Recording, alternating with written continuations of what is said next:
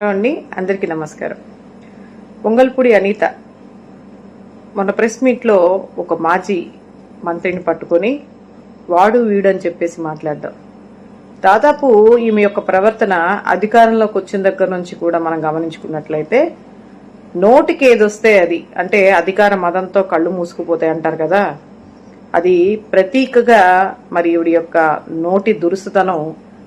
ఏది పడితే అది మాట్లాడతా కళ్ళు మూసుకుపోయి ఇష్టం వచ్చినట్టు, ఒక మాజీ ముఖ్యమంత్రి అని లేదు, మంత్రులని లేదు, ఏది పడితే అది మాట్లాడుతూ ఉన్నారు.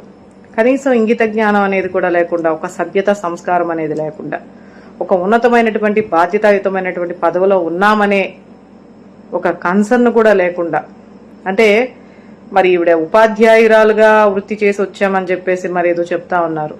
మరి ఈవిడే ఇలా ఉన్నారంటే పాపం ఆ విద్యార్థుల పరిస్థితి ఏమిటి?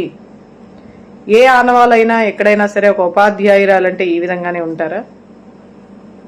ఈరోజు పైగా రాష్ట్రానికి హోంశాఖ మంత్రి ఎంత హుందాగా ప్రవర్తించాల్సింది పోయి నోటికి ఏదొస్తే అది చిల్లరగా, వ్యంగ్యంగా, వెకిలిగా వాడు వీడని చెప్పేసి సంబోధించి మాట్లాడడం ఈమె యొక్క సభ్యత సంస్కారానికి ఒక ప్రతీకగా కనిపిస్తా ఉంది. ఏదో మాట్లాడుతూ ఉన్నారు, ఇంకా వాడు వీడని చెప్పేసి మాట్లాడడం, ఏం అభివృద్ధి చేశాడు, పానీపూరి బండీలు అవి ఇవి పెట్టారని చెప్పేసి మాట్లాడుతున్నారు.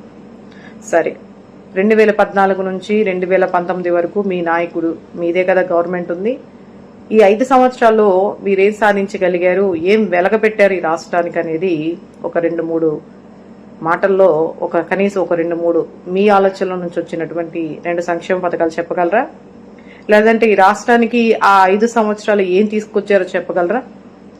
అది కాకుండా ఇప్పుడు 2024 నుంచి 2026కి ఈ 2 సంవత్సరాలు, గత 5 సంవత్సరాలు చూసుకుంటే మొత్తం 7 సంవత్సరాల్లో మీరు ఏం వెలగబెట్టారనేది అసలు ఒక 2 మాటల్లో చెప్పగలరా? పట్టుమని 2 సంక్షేమ పథకాలు కానీ, ఈ రాష్ట్రానికి వెలగబెట్టినటువంటి ఒక 2 అభివృద్ధి పనులు కానీ ఏదైనా చెప్పగలిగే కెపాసిటీ మీకుందా? ఏమీ లేదు. అది అడిగితే గొడ్డలి తల్లి చెల్లి అంటారు. అలాగే మరి లాస్ట్ గవర్నమెంట్ మా జగనన్న హయాంలో వచ్చి రాగానే 2 సంవత్సరాల కరోనాకి పోతే మిగిలినటువంటి 3 సంవత్సరాలు ఏవైతే హామీలు ఇచ్చారో 99% అమలు చేసినటువంటి గొప్ప నాయకుడు, దమ్మున్న నాయకుడు, సింగిల్ గా పోటీ చేసే నాయకుడు, మాట ఇచ్చి మాట మీద నిలబడే నాయకుడు జగన్మోహన్ రెడ్డి గారు అని మేము చాలా గర్వంగా చెప్పగలం.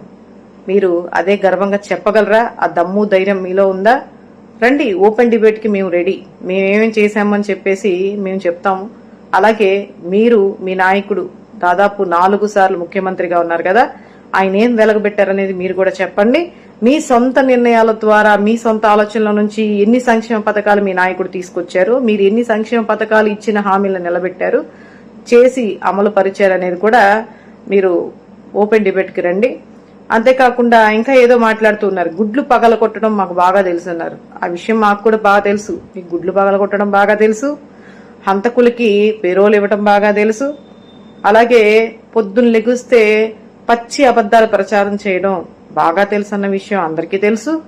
మరి ఇకపోతే నమ్మిన కుటుంబ సభ్యులకే కాకుండా మీ నాయకుడు చివరికి నమ్మినటువంటి ప్రజలకు కూడా వెన్నుపోటు పొడుస్తాడన్న విషయం చాలా చక్కగా అందరికీ కూడా స్పష్టత వస్తా ఉంది.